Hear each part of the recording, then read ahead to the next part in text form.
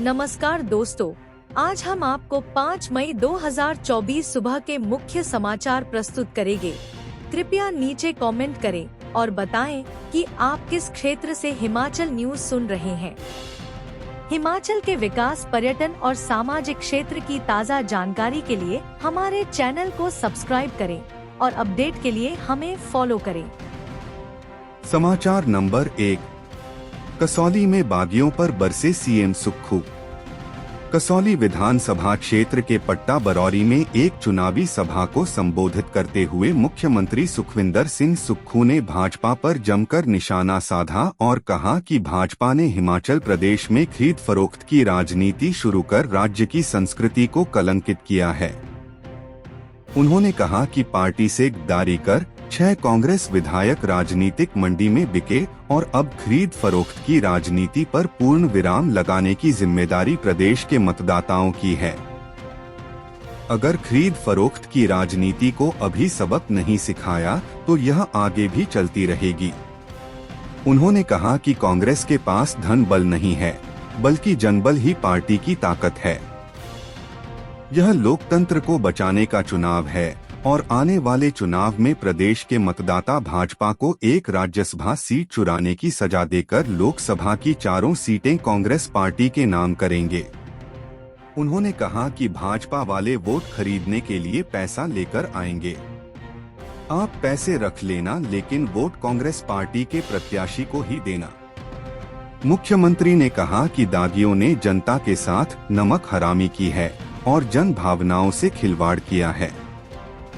उन्होंने कहा कि पार्टी से गद्दारी करने के बाद बिके हुए विधायक 1 महीने तक प्रदेश से बाहर भागते रहे और उनके परिवार के सदस्य भी उनके लिए चिंतित थे। जिस दिन बजट पास होना था उस दिन चंडीगढ़ से सीआरपीएफ की सुरक्षा में आए और भाजपा के प्रदेशाध्यक्ष राजीव बिंदल ने विधानसभा का गेट तोड़ दिया। दागियों ने विधानसभा में आकर अपनी हाजिरी लगाई और बजट पर वोट किए बिना फिर भाग गए। बिके विधायकों ने नए कोट पैंट सिला लिए क्योंकि उन्हें लगा कि वह मंत्री बनने वाले हैं, लेकिन उनकी विधानसभा सदस्यता ही रद्द हो गई। फिर दागी विधायक सुप्रीम कोर्ट पहुंचे तो कोर्ट ने भी उन्हें माफी देने से मना कर दिया। उन्होंने कहा कि एक दिन अचानक दागियों ने दिल्ली जाकर भाजपा का पटका पहन लिया। ठाकुर सुखविंदर सिंह सुक्खू ने कहा कि ऐसा पहली बार है जब निर्दलीय विधायक हाथ में इस्तीफा लेकर घूम रहे हैं, प्रदर्शन कर रहे हैं और कोर्ट जा रहे हैं। उन्होंने कहा कि वह राजनीतिक साजिशों से घबराने वाले नहीं है, क्योंकि आम परिवार से निकला एक बेटा लड़ाई लड़ना चाहता है। मुख्यमंत्री ने कहा कि उनकी लड़ाई नशा माफिया, खनन माफिया और भूमाफिया है और वह प्रदेशवासियों के हितों की हर हाल में रक्षा करेंगे। उन्होंने कहा कि मुख्यमंत्री रहते हुए जयराम ठाकुर 5 साल सोए रहे और चोरों के लिए दरवाजे खोल दिए, जिन्हें वर्तमान सरकार ने बंद करके 2200 करोड़ रुपए का अतिरिक्त राजस्व कमाया है और राज्य की अर्थव्यवस्था में 20% का सुधार आया है। अब जनता का पैसा जनता के बीच बांटा जा रहा है। महिलाओं को 1500 रुपए पेंशन, गोपालकों को 1200 रुपए महीना, 1.15 लाख विधायकों को घर बनाने के लिए 3 लाख रुपए, 70 वर्ष से अधिक आयु के बुजुर्गों का फ्री इलाज, मनरेगा की दिहाड़ी में ऐतिहासिक 60 रुपए बढ़ोतरी, दूध का न्यूनतम समर्थन मूल्य कर्मचारियों को 4% दिए, पुलिस कर्मियों की डाइट मनी में 5 गुना की वृद्धि। राज्य सरकार ने यह सब कुछ इसी अतिरिक्त राजस्व से किया है। उन्होंने कहा कि सभी कर्मचारियों का एरियर क्लियर किया जा रहा है और वर्तमान राज्य सरकार ने अब तक 7000 विधवाओं को उनके एरियर का पूरा भुगतान कर दिया गया है। राज्य सरकार ने पहली ही कैबिनेट बैठक में पुरानी पेंशन को बहाल किया और हिमाचल भाजपा के नेता दिल्ली जाकर एनपीएस के 9000 करोड़ रुपए केंद्र से वापस दिलाने में रोड़े अटका रहे हैं। उन्होंने कहा कि 1.25 साल के कार्यकाल में जितनी योजनाएं वर्तमान राज्य सरकार लाई है, उतनी पिछले 75 वर्षों में कभी नहीं आई। सीएम सुक्खू ने कहा, आपदा के समय भाजपा नेताओं ने राज्य के आपदा प्रभावित परिवारों को पीठ दिखाई, जबकि मैंने राजधर्म निभाया। उन्होंने कहा कि भाजपा नेताओं से दिल्ली चलकर आपदा प्रभावितों को आर्थिक मदद दिलाने का आग्रह किया, लेकिन उन्होंने ऐसा नहीं किया। राज्य सरकार ने अपने संसाधनों से आपदा प्रभावितों को फिर से बसाने के लिए 4,500 करोड़ रुपए का पैकेज दिया। उन्होंने कहा कि शिमला से सांसद सुरेश कश्यप ने आपदा प्रभावितों को आर्थिक मदद दिलाने के लिए एक भी डीओ लेटर नहीं लिखा। उन्होंने कहा कि जो सांसद आपदा में आपके साथ नहीं था, उसे सबक सिखाना का समय आ गया है। मुख्यमंत्री ने कहा कि लोकसभा चुनाव में कांग्रेस के प्रत्याशी विनोद सुल्तानपुरी को विजयी बनाएं, मैं स्वयं कसौली विधानसभा क्षेत्र के विकास को देखूंगा। उन्होंने कहा कि वर्तमान राज्य सरकार ने अनाथ बच्चों के लिए कानून बनाकर उनकी पढ़ाई और देखभाल का खर्च उठाया। राजस्व कानूनों में बदलाव कर 3 माह में 1 लाख से ज्यादा इंतकाल और 7,000 से ज्यादा तकसीम के लंबित मामलों का निपटारा किया। समाचार नंबर 2। पानी के ड्रम में डूबने से 2 वर्षीय बच्ची की मौत। बुंतर स्थित बगीचा गांव में एक प्रवासी मजदूर की 2 वर्षीय बच्ची की पानी के ड्रम में डूबने से मौत हो गई। जानकारी के अनुसार यह मजदूर दंपति काफी वर्षों से बगीचा गांव में किराए के मकान में रहते हैं।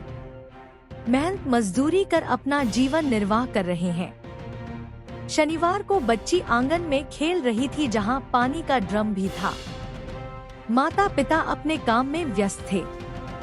जब थोड़ी देर बाद उन्होंने देखा तो बच्ची आंगन में नहीं है। उन्होंने इधर उधर बच्ची को तलाशा तो कहीं नजर नहीं आई।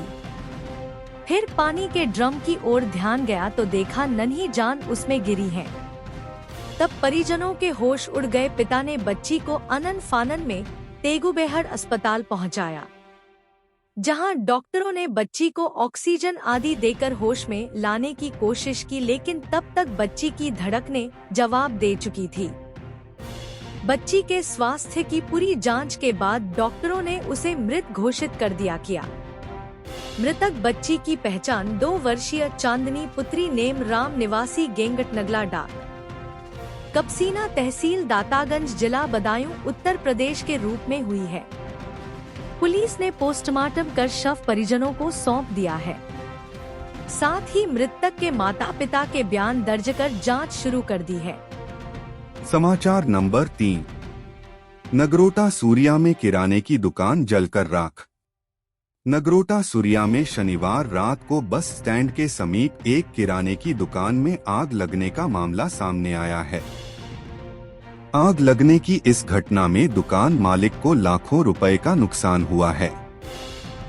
अगर मौके पर स्थानीय सब्जी वाले दुकानदार नहीं होते तो यह आग अन्य दुकानों को भी अपनी चपेट में ले लेती और पूरी मार्केट जलकर राख हो जाती।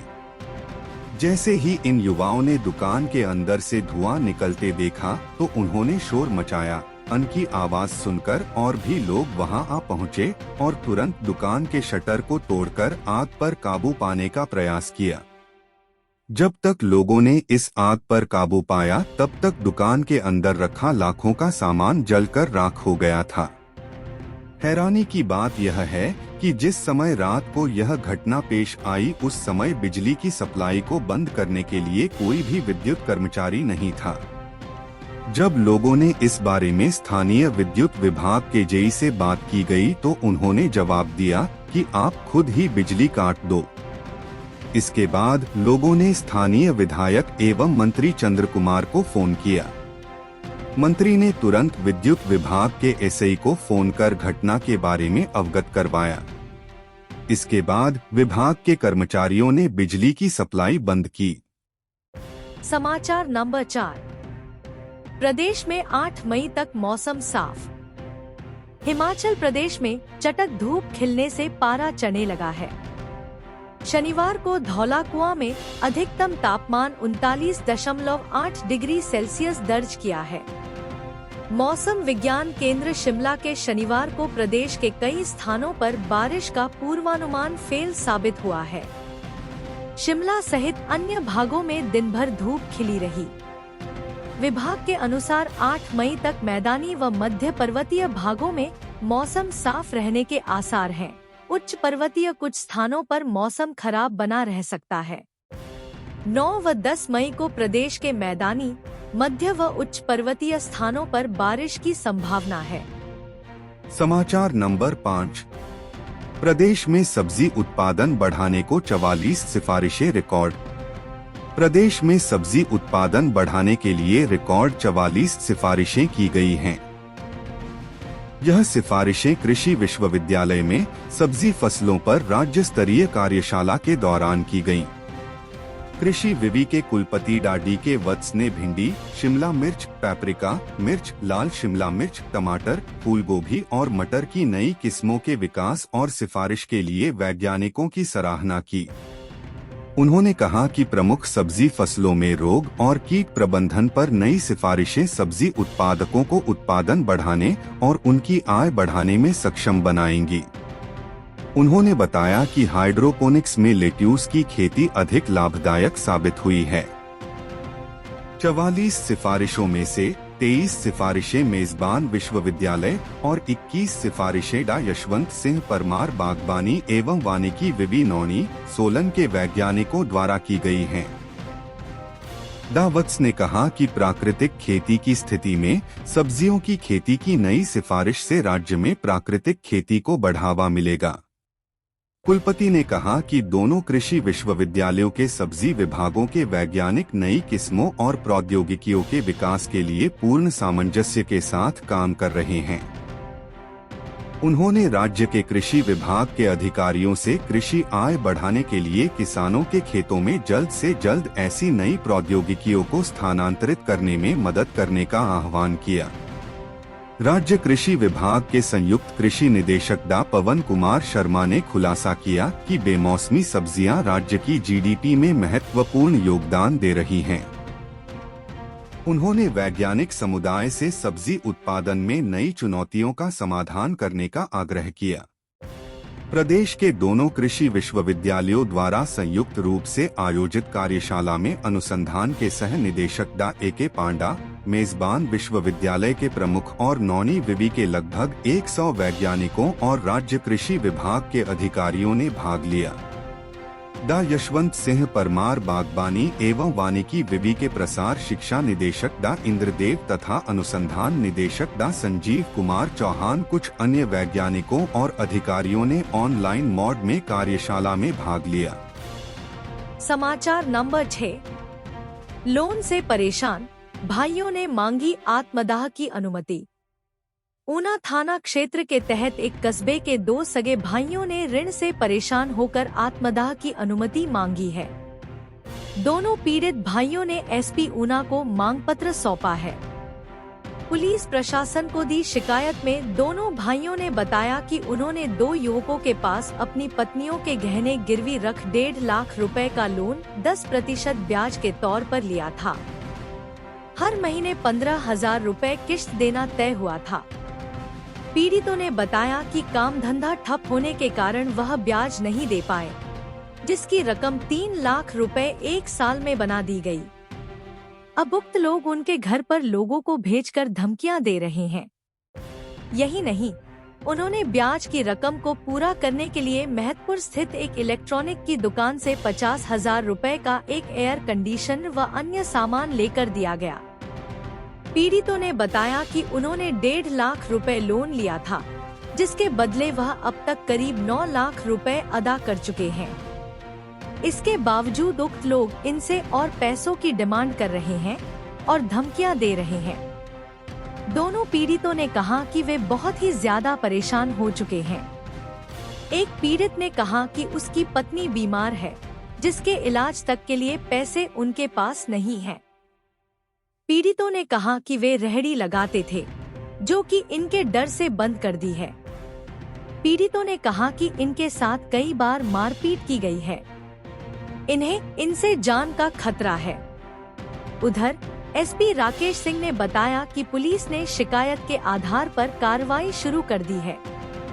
मामले की गहनता से जांच की जा रही है। समाचार नंबर 7। महीने के आखिरी शनिवार बैग फ्री लगेंगी कक्षाएं। शिक्षा विभाग ने प्रदेश के सरकारी स्कूलों को महीने के आखिरी शनिवार को बैग फ्री डे मनाने के निर्देश जारी कर दिए हैं, ताकि छात्रों को महीने में एक दिन अपनी संस्कृति व खेलकूद गतिविधियां करवाई जा सकें। छात्रों को इस दिन कक्षाओं में पढ़ाया नहीं जाएगा, बल्कि दिन भर अलग अलग कार्यक्रम आयोजित करवाए जाएंगे। स्कूलों में दिन भर क्या क्या गतिविधियां आयोजित करवाई जाएंगी, इसको लेकर रूपरेखा तैयार की गई है।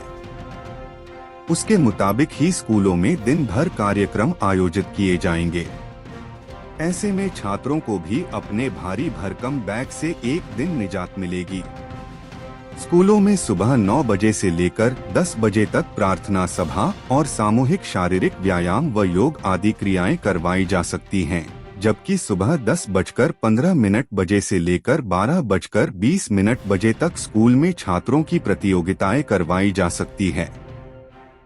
इसमें भाषण प्रतियोगिता, देशभक्ति गान, एकल सामूहिक, नारा लेखन, निबंध लेखन, कविता पाठ, सुलेख, वाद विवाद प्रतियोगिता, प्रश्नोत्तरी, एकल नाटक, व्यर्थ पदार्थों की उपयोगिता, मेहंदी रंगोली प्रतियोगिता और कौशल विकास, रेडियो अथवा टार्च संरचना के बारे में बताना। दोपहर 1 से 1:30 बजे तक भाषण, अध्यापक, स्कूल प्रबंधन समिति के सदस्य, गांव का प्रधान, संसाधन व्यक्ति, जीवन रक्षा कौशल, स्वास्थ्य, स्वच्छता, जागो ग्राहक जागो, आपदा प्रबंधन, व्यवसाय परामर्श, नशा, एड्स और किसी भी ज्वलंत मुद्दे पर जानकारी देना, सड़क सुरक्षा, अधिकार एवं कर्तव्य। 1:30 से 2:30 बजे तक खेल प्रतियोगिताओं में एथलेटिक, खो खो, कबड्डी, शतरंज, बैडमिंटन, बास्केटबॉल, कुश्ती, कोई भी मजेदार खेल या कोई भी स्थानीय खेल प्रतियोगिता छात्रों से करवाई जा सकती है और 2:30 से 3 बजे तक छात्रों से स्कूल में सफाई अभियान, सौंदर्यीकरण में कक्षा कक्ष, गमले, क्यारियों की साफ सफाई करवा सकते हैं। वहीं प्रारंभिक शिक्षा उपनिदेशक हमीरपुर अशोक कुमार का कहना है कि शिक्षा विभाग ने सभी स्कूलों को बैग फ्री डे मनाने के निर्देश जारी कर दिए हैं, ताकि छात्रों को एक दिन पढ़ाई के अलावा दूसरी सांस्कृतिक गतिविधियां स्कूलों में दिन भर करवाई जा सकें। समाचार नंबर 8। इस डेट को होगी पीएचडी के लिए प्रवेश परीक्षा। हिमाचल प्रदेश विश्वविद्यालय में पीएचडी की 137 सीटों के लिए 13 मई को प्रवेश परीक्षा होगी। 4 बार आवेदन की तिथि एक्सटेंड करने के बाद अब डीन ऑफ स्टडीज की ओर से इस बारे में अधिसूचना जारी की गई है। विश्वविद्यालय के अधिष्ठाता अध्ययन कार्यालय ने 30 अप्रैल तक सीटों के लिए आवश्यक पात्रता शर्तें पूरा करने वाले विद्यार्थियों से ऑनलाइन आवेदन आमंत्रित किए थे। पहली बार एचपीयू प्रवेश परीक्षा के साथ 12 अंक की शोध अभिवृत्ति साक्षात्कार, रिसर्च एप्टीट्यूड के यूजीसी नियमों को लागू कर रहा है। अधिष्ठाता अध्ययन प्रो बीके शिवराम की ओर से जारी प्रवेश सूचना आदेशों में साफ किया गया है कि पीएचडी की प्रवेश परीक्षा के लिए किसी भी पीजी कोर्स में 55% प्राप्तांक और इसके समकक्ष बी ग्रेड प्राप्त पात्र होंगे। आरक्षित श्रेणी के छात्रों के लिए प्राप्तांक और ग्रेस में 5% की छूट विवि की ओर से लिए निर्णय के अनुरूप मिलेगी। समाचार नंबर 9। 5 दिन के दौरे पर शिमला पहुंची राष्ट्रपति। 5 दिन के आधिकारिक दौरे पर राष्ट्रपति द्रौपदी मुर्मू शनिवार को शिमला पहुंच गईं। शिमला पहुंचने पर मशोबरा स्थित कल्याणी हेलीपैड पर राज्यपाल शिव प्रताप शुक्ल तथा मुख्यमंत्री सुखविंदर सिंह सुक्खू ने उनका स्वागत किया। राष्ट्रपति 8 मई तक हिमाचल प्रवास पर रहेंगी। इस अवसर पर हिमाचल प्रदेश विधानसभा के अध्यक्ष कुलदीप सिंह पठानिया, राष्ट्रपति के दौरे के लिए मिनिस्टर इन वेटिंग स्वास्थ्य मंत्री डॉक्टर कर्नल धनीराम शांडिल, शिक्षा मंत्री रोहित ठाकुर, मुख्य सचिव प्रबोध सक्सेना, पुलिस महानिदेशक डॉक्टर अतुल वर्मा, प्रधान सचिव सामान्य प्रशासन देवेश कुमार तथा प्रदेश सरकार एवं सेना के अन्य वरिष्ठ अधिकारी भी उपस्थित थे। राष्ट्रपति के साथ पिछले साल की तरह इस बार भी उनके परिवारजन भी आए हैं। द्रौपदी मुर्मू कल्याणी हेलीपैड के बाद सीधे राष्ट्रपति निवास द रिट्रीट में चली गई और कल रविवार को वाटर कैचमेंट एरिया सियोक का दौरा करेंगी। इसके बाद सोमवार को राष्ट्रपति का धर्मशाला जाने का कार्यक्रम है, जहां केंद्रीय विश्वविद्यालय के दीक्षांत समारोह की अध्यक्षता वह करने वाली हैं। मंगलवार को शिमला शहर में करीब 4 कार्यक्रम राष्ट्रपति के लिए होंगे। इसमें गेयटी थिएटर में होने वाले कार्यक्रम के अलावा वह माल रोड पर टहलेंगी और तारा देवी तथा संकट मोचन मंदिर का दौरा भी करेंगी। समाचार नंबर 10। बीजेपी सरकार ने खजाना लुटाकर प्रदेश को किया कंगाल, सीएम। मुख्यमंत्री सुखविंदर सिंह सुक्खू ने सिरमौर जिला के पांवटा साहिब में शनिवार को कांग्रेस उम्मीदवार विनोद सुल्तानपुरी के लिए चुनाव प्रचार किया। मुख्यमंत्री ने जनसभा को संबोधित करते हुए कहा कि पूर्व भाजपा सरकार प्रदेश को कंगाल कर गई है, सारा खजाना लुटा दिया गया, भाजपा ने चोर दरवाजे खोल रखे थे। जयराम ठाकुर मुख्यमंत्री रहते सब कुछ जानते थे, फिर भी अनजान बने रहे। भाजपा ने आपदा में केवल राजनीति की और हमारी सरकार ने प्रभावित परिवारों को बसाने का काम किया। मुख्यमंत्री ने कहा कि पिछले 10 सालों में भाजपा ने नया डिपार्टमेंट ऑपरेशन लोड्स बनाया है। कांग्रेस के 6 भगोड़ू विधायक ईमान बेचकर चले गए। हमारे पास आज भी बहुमत है, सरकार को गिराने की कोशिश करने वाले जनता की नजरों में गिर चुके हैं। देश के इतिहास में यह पहली बार ही होगा कि आज विधायक भी इस्तीफा दे रहे हैं। स्पीकर ने उनसे पूछा कि क्यों इस्तीफा दिया, तो बस यही जवाब कि इस्तीफा स्वीकार कर लो। स्पीकर ने कहा कि आप लोग कितने गंदे घाट का पानी पीकर आए हो, पहले यह तो लगा लें। सीएम सुक्खू ने कहा कि बिकाऊ विधायक जब गंगा में नहाने लगे तो गंगा मैया ने कहा तुम बड़े पापी हो, घर क्यों नहीं जा रहे, तुम्हारे पाप मेरे से नहीं धुलेंगे। मुख्यमंत्री ने कहा कि विधायकों की यह बिकने वाली व्यवस्था को जनता ही बदल सकती है, सरकार नहीं। बड़े बड़े तानाशाहों को क्रांतियों के जरिए जनता ने ही बदला है, इसलिए जनता ही बिकाऊ विधायकों और उन्हें खरीदने वाली भाजपा को सबक सिखाए। मुझे कुर्सी से चिपकने का लालच नहीं है, जनता की सेवा करने के लिए सत्ता में आए हैं। भाजपा हिमाचल विरोधी पार्टी है, उसने आपदा में लोगों का साथ नहीं दिया, विशेष राहत पैकेज के लिए सरकार के साथ खड़ी नहीं हुई। छोटे छोटे बच्चे आपदा में अपनी गुल्लक दे रहे थे तो मैंने अपनी जीवन भर की कमाई 51 लाख रुपए दान कर दी। हेलीकॉप्टर छोड़ दिया, 22,000 परिवारों को बसाने के लिए 4,500 करोड़ रुपए का पैकेज दिया। हम भाजपा की तरह भावनाओं को खरीद कर राजनीति नहीं करते। शिमला संसदीय क्षेत्र के आपके सांसद आपदा में कहीं नहीं दिखे। प्रधानमंत्री व गृह मंत्री से मिलकर हिमाचल की मदद करने की मांग तक नहीं की, संसद में आवाज तक नहीं उठाई। ऐसे सांसद को बदल लीजिए। विनोद सुल्तानपुरी बीटेक हैं, आपदा में लोगों का साथ दिया, इन्हें चुनकर लोकसभा भेजिए। 15 महीने में हमारी सरकार ने जो काम किए हैं उनके साथ चलिए। 1,500 रुपए मासिक पेंशन के अप्रैल व मई के 3,000 रुपए भी जून में मिल जाएंगे। हम अपने राज्य के विकास में योगदान देने में गर्व महसूस करते हैं और हमें उम्मीद है आने वाले दिनों में हमें और भी अच्छी खबरें मिलेंगी। इन खबरों को अधिक लोगों तक पहुंचने के लिए कृपया हमारा कंटेंट शेयर करें, साथ ही हमारे चैनल को सब्सक्राइब करें और अपडेट के लिए हमें फॉलो करें। अपने विचारों को कमेंट में शेयर करना ना भूलें। आपका सहयोग हमें और भी बेहतर काम करने में मदद करेगा। धन्यवाद।